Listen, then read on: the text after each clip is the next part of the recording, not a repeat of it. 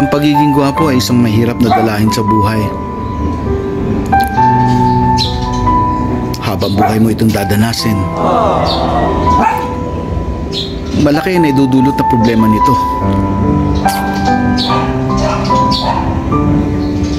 Gugustuhin ka ng maraming chicks.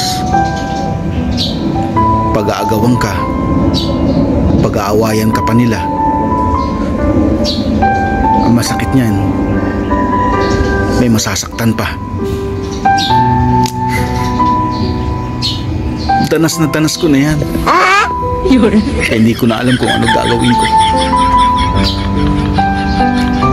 Kaya payo ko sana sa mga magulang nating mga gwapo, sana naman